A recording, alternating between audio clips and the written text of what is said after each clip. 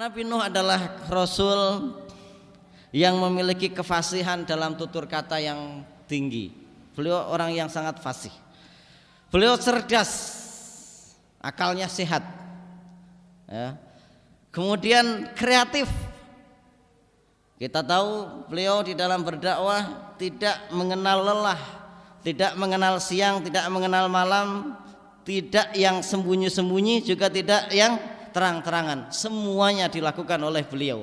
Dan tentunya jangan sampai kita berpikir bahwa ketika beliau berdakwah siang malam, berdakwah terang-terangan dan sembunyi-sembunyi itu cukup sederhana. Ya, terang-terangan, kemudian sembunyi-sembunyi, siang dan malam. Bukan demikian.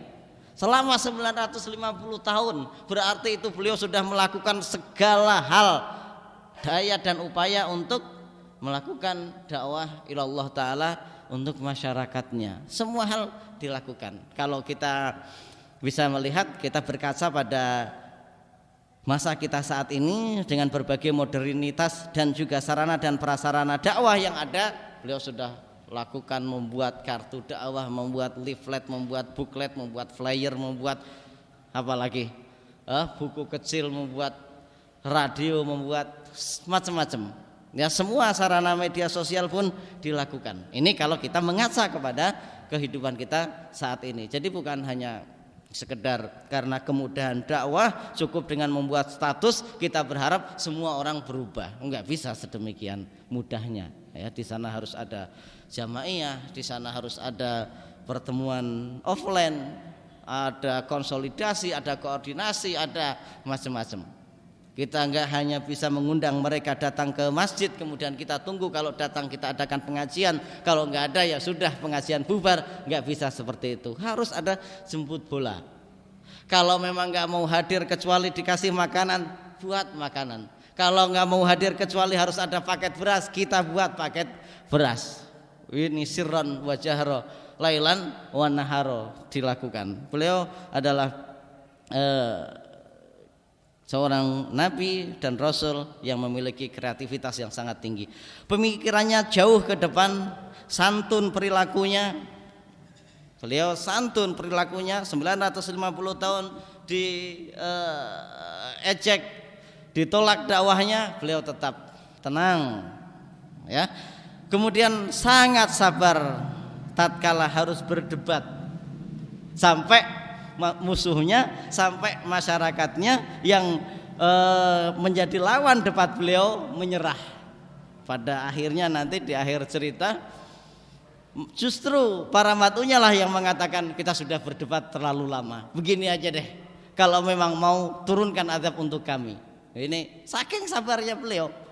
Beliau tidak mendahului untuk melakukan mubahalah kalau bahasa kitanya, ya. Tapi musuhnya lah yang kemudian menyerah dan sudahlah, kita sudah berdebat terlalu lama. Begini saja, kalau memang kamu benar, timpakan azab untuk kami.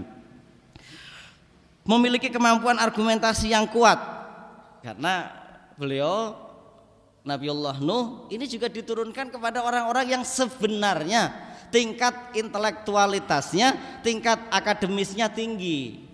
Cuman akalnya kurang sehat. IQ-nya 200 tapi sekolam. Ini Nabi Nuh. Sebenarnya intelektualitasnya tinggi. Mereka adalah orang-orang yang para pejabat, mereka juga orang-orang kaya secara sisi sosialnya, ya, tapi seperti itu. Mereka tidak menggunakan akal sehatnya untuk berpikir. Beliau juga memiliki kekuatan meyakinkan pada lawan bicaranya, fasih, komunikatif itu beliau. Sementara siapa masyarakat yang dihadapi oleh Nabi Nuh alaihissalam? Mereka adalah orang-orang yang tadi kita sudah katakan sebenarnya intelektualitas mereka tinggi, tetapi mereka adalah orang-orang yang ndablek kalau bahasa Jawanya, ya, ndablek, keras kepala. Diberikan argumentasi dalil akli maupun nakli, menyampaikan bahwa aku adalah utusan Allah Subhanahu wa taala, tidak dipercaya. Utusan Allah kok manusia biasa. Kalau memang Allah berkehendak untuk menurunkan rasul, pasti Allah Subhanahu wa taala sudah menurunkan malaikat.